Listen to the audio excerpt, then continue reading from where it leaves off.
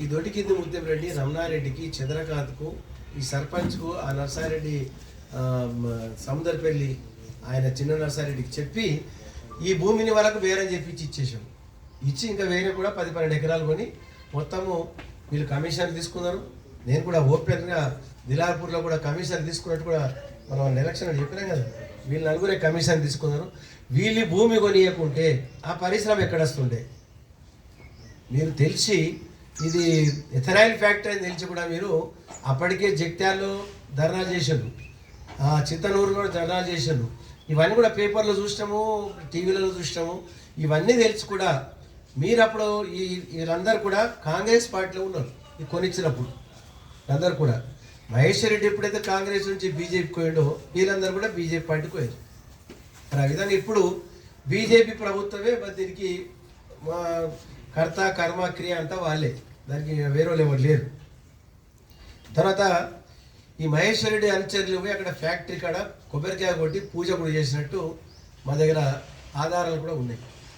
ఇంతవరకు ఇన్వాల్వ్మెంట్ ఉండి ఏదో రాష్ట్ర ప్రభుత్వము pollution control board minister Indrakaran Reddy రాష్ట్ర ప్రభుత్వానికి ఏం ప్రమేయం ఉందో మీకు దీంట్లో ఇస్తున్నాం. మేము ఇక్కడ పేపర్ ఉంది, ఏముంటుంది రాష్ట్ర ప్రభుత్వం అనేది వీళ్ళు ఇచ్చినాం.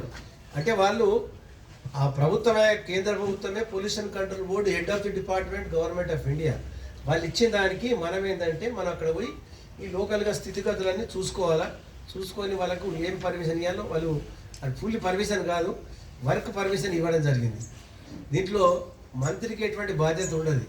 పొల్యూషన్ కంట్రోల్ బోర్డులో స్పెషలైజ్డ్ ఇంజనీర్స్ ఉంటారు, దానికి ఒక సపరేట్ ఇది autonomous body. Pollution control board మొత్తమే గవర్నమెంట్ కంట్రోల్లో ఉన్నది, అటానమస్ బాడీ. దానికి ప్రత్యేకంగా ఎక్స్పర్ట్స్, చీఫ్ ఇంజనీర్లు ఉంటారు. ఆ కమిటీ నిర్ధారణ చేసే వాళ్ళు ఇంతవరకు పర్మిషన్ ఏమో ఇస్తారు.